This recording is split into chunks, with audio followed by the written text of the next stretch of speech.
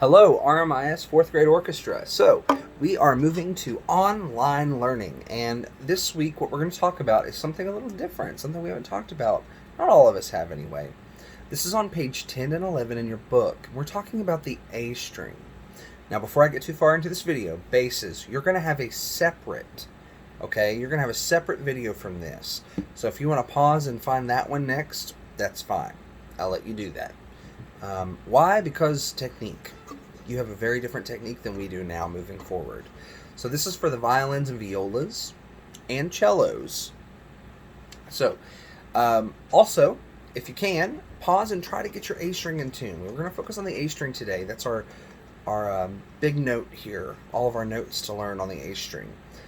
There are free tuner apps. If you actually go into your app store and just type in free tuner apps, chances are you're probably going to find one that's free. You can also probably find one online, free tuner app. Oh, I know you can. So, that being said, I'm going to give you a second, and when you come back, you should hopefully try to tune as best as you can. I understand sometimes the strings are going to be a little weird, okay?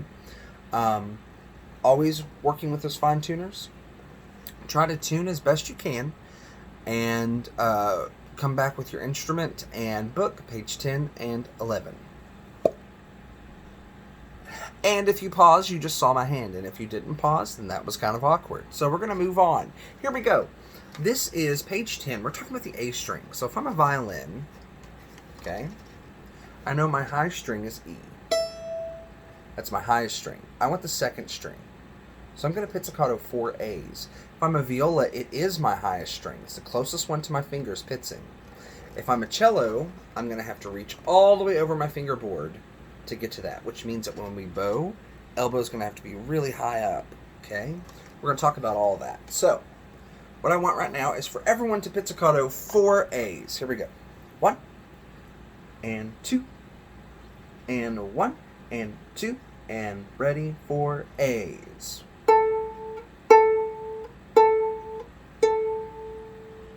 Did we sound the same? I hope so. Now, if you look in your theory box on the top of page 10, you're going to see your A string and then a number, dashes, note name. So that number corresponds with the note name. For instance, your first one, if we're looking at our book, it'll say 1 with dashes that lead to a B, because our first finger on the A string is B. Go ahead and place your first finger down on the A string. Let's play 4 B's together. 1, 2, ready, 4 B's, and. Good. The next one, number 2, is C sharp. Now, this is second finger for violin, viola, but that's not true for cello. Cello, it's 3. Cellos, right now, I want you to make sure that your thumb, middle of the neck back here, okay? Our elbows are nice here. We're not down low. We're here. And you want to make sure that you've got 1, 2, 3 down. Equal space. Not this, not this, not that. We don't want scary spider fingers, right? We want this. So, 3 fingers for cellos. Everyone else will be 1, space 2. And let's play 4 C sharps. 2 fingers, 3 for cello. 1, 2, ready, and. And our final note is D. We already know a D. We know open string D. This is not the open string D. This is high D. What you're going to know is high D for a while. And that's 3 fingers, violin, viola, 4 for cellos. So, 4, just go ahead and try to play it. I'll explain a little bit more in depth here in a second. Here we go. 4 high Ds. 1, 2, ready, and. Good. Now, I want you to look on number 23, all right? So it says, let's read D. This is what I was talking about. So if you need to pause, it's totally fine. Looking on page 10, you see that D. For cellos and violas, it's above the staff. We're in what's called ledger lines. It's all the way up here. Cellos, it sits on a line. Violas, it's 2 lines above. If I'm a violin, it's not out of the staff, but it's a lot higher than anything we've played so far, right? Now, that D written there and that spot on number 23 lets you know that's high D. That means that the book wants you to play D on the A string. Okay? If you need to pause the video and look at page 4, open D, see where that's written, flip back to page 10 and see where high D is written to kind of make sense in your head with that, totally cool with that.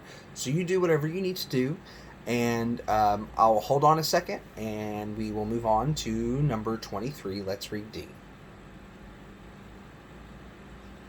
And we're back. So, here we go. This is number 23. Let's read D. So, 3 fingers, violin, viola, 4 for cello. Again, bass, shouldn't be watching this video anymore. We've got another video for you. With our bows. We know this rhythm. When we learn new notes, this is the same rhythm. 1, 2, 3, lift, set, set, toll.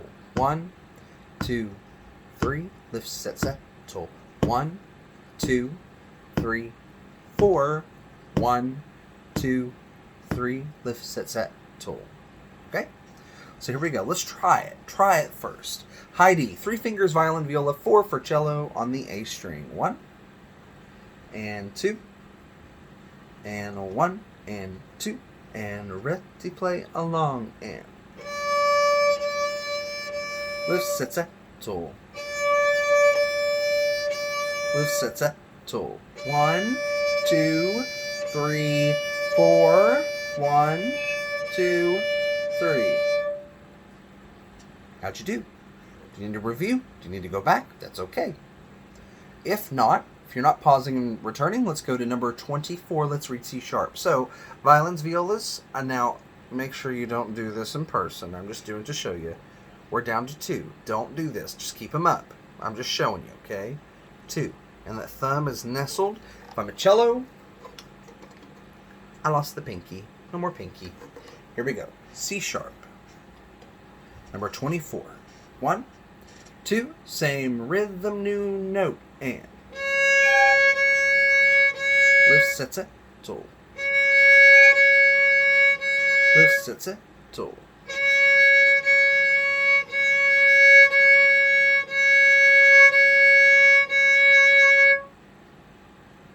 All right. Now, if you need to pause, look at where those notes are written or anything like that, go ahead. If not, we're moving on to 25. This is takeoff. We've played takeoff before. We just played it on the D string. Now we're playing it on the A string. So here we go. We need notes D, 3 fingers, or 4 for cello, and C sharp, 2 fingers, or 3 for cello. Here we go. Number 25. Same rhythm, different notes. 1, 2, ready, and lift, set, settle to C sharp. Back up to D.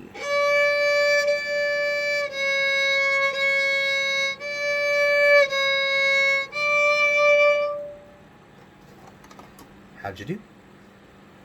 Okay, now, number 26 and number 27 we're going to skip. And I'll explain why. I feel like this is a lot to take in. You're learning a new string and new notes, and so I want to just focus on learning these kind of independently this week. Next week we're going to tackle, and I'm going to explain, if you're looking at number 26, you've got a bracket underneath it. Okay? That bracket's important, and I'll explain what that means next week. But for now, let's move on to number 28. Number 28 is let's read B. B. So that's 1 finger for everyone. 1, 2, ready, B, and lift, set, set, tool. Lift, set, set, tool.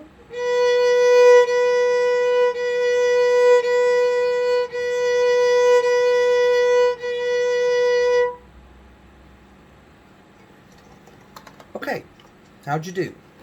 It's kind of a short lesson this week, but normally I would really focus on those fingers and the A string and making sure that everything is good. Challenge for you for next week. It's not asking for this in the book, so this is out of the book. I'd like for you to play in this order: 4 A's, 4 B's, 4 C sharps, 4 D's. Okay, so it would sound like this. starting on open A. 1, 2, ready, and...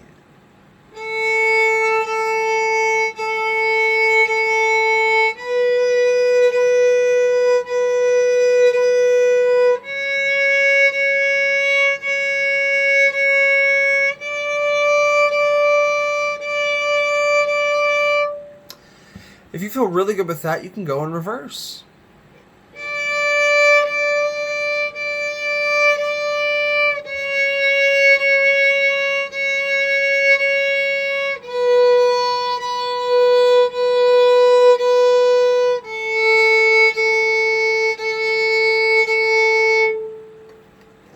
Sounds like Mr. Stowers needs some rosin.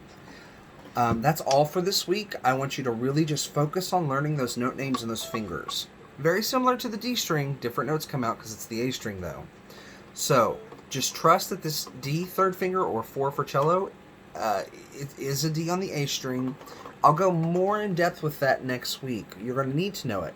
If you peruse down to number 26, Caribbean Island, the second measure, high D, open D. It's called an octave. An octave is when you go from one note all the way up or all the way down to the same note name. Song that uses that pretty well. Probably the most famous octave. Let's see if I can get them in tune first. That'll be better.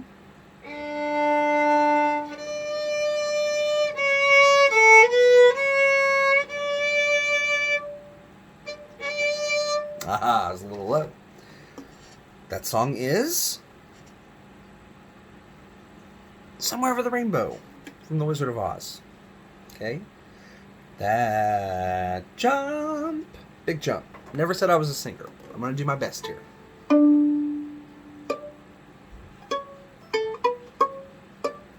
Okay? Octaves are really important because we hear those. Everyone can hear an octave. Everyone can hear an octave, and everyone can hear a fifth. A fifth. A perfect fifth. Where have I heard that before? Oh, my strings are tuned in fifths. Okay? So, we naturally as humans can hear those intervals. It's really important that we understand to get that intonation. Make sure that the notes sound the same. One's going to sound higher, one's going to sound lower. That's okay. But to make sure that it sounds the same. So we don't want what Mr. Stowers did earlier. Doesn't sound right. You may want to practice going from open D to high D. And remember, you can leave those fingers down on the A string. Didn't lift, didn't move anything. All things to consider for next week, okay? I do really want you to understand and practice putting your fingers down and understanding how that works. So if you have any questions, parents, children, comments should be disabled for the video, but you can remind 101, you can email, carrier pigeon, text, smoke signals, whatever needs to happen during this time. But make sure, now that you get life, slow down just a little bit for 2 weeks to really enjoy it and relax a little bit, okay? Try to have some fun. Try to learn a song that maybe by ear. I mean, there's so many different things we can do here, right? All right.